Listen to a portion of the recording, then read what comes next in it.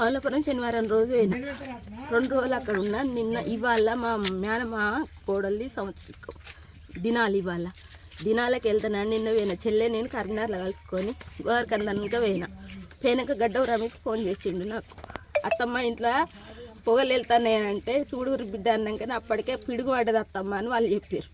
పిడుగు పడ్డది అన్నాక డోర్లు తీరు బిడ్డ అంటే ఇంట్లో పోతలేదు అత్తమ్మ అని వాళ్ళు అందరూ అన్నారు. అన్నాక అదే ఫోన్ల మీద నడుతూనే ఉన్నా. ఇక మాకు ఫోన్ తెలియగానే ఆడ దిగినాం, కారు మాట్లాడుకున్నాం. ఆయన ఇంటికి వచ్చినాం. వచ్చేసరికి 2:10 అయింది. వచ్చేసరికి అంతే ఎక్కడక్కడ పోయింది. ఎంత డబ్బు? 25 సీసీ కెమెరాలు, 2 పెద్ద జిరాక్స్ మిషన్లు, వైర్ బెండాలు అవే 30 ఉన్నాయి. అవన్నీ ఐరా నుండి వేసుకొచ్చిండు.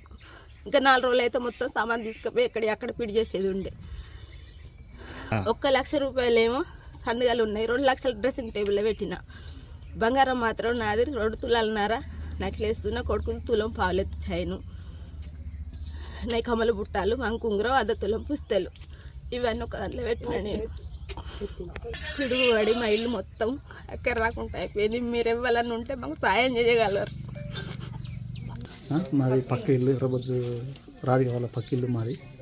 ఆమె అంటే నా వర్షం పడి పిడుగుబడి ఇల్లు అంటుకున్నది. మా ఇంట్లో కూడా ఒక మెరుడు పడ్డది. నేను ఆపుకున్నా. నేను అంటే మాకు ఫస్ట్ మంటలు ఆగిపోయాలి.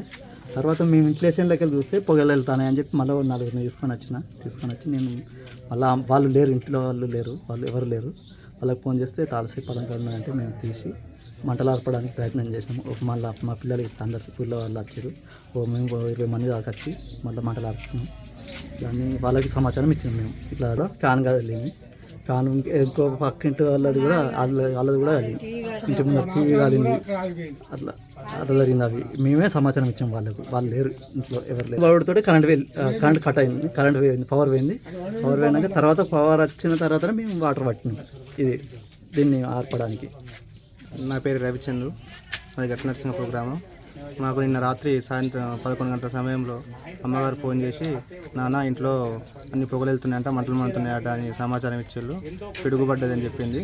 సో నేను వెంటనే హఠావుట్టిన కారు తీసుకొని వాళ్ళ ఇంటికి రావడంతోనే ఇల్లు మొత్తం పొగలతో మంటలతో ఇక్కడ చాలా భయభ్రాంతంగా ఉంది.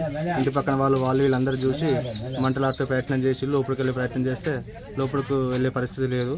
దాదాపుగా ఇంట్లో ఫర్నిచరు, ఉన్న సీసీ కెమెరాలు, జిరాక్స్ మిషన్లు అన్నీ దగ్ధమైపోయినాయి.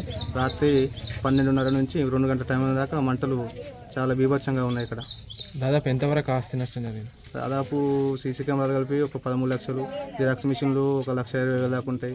ప్లస్ ఫర్నిచరు అవంతా కలిసి ఒక 2 లక్షల నుంచి 3.5 లక్షల ఫర్నిచర్ ఉంటుంది. కేబుల్ బెండల్స్ అవి ఒక 50,000 దాకా కేబుల్ బెండల్స్ ఉంటాయి. ఒక 20 నుంచి 30 లక్షల వరకు ఆస్తి నష్టం జరిగింది. అసలైన తొలి వెలుగు. ఫాలో వాట్సాప్ @తొలి వెలుగు official.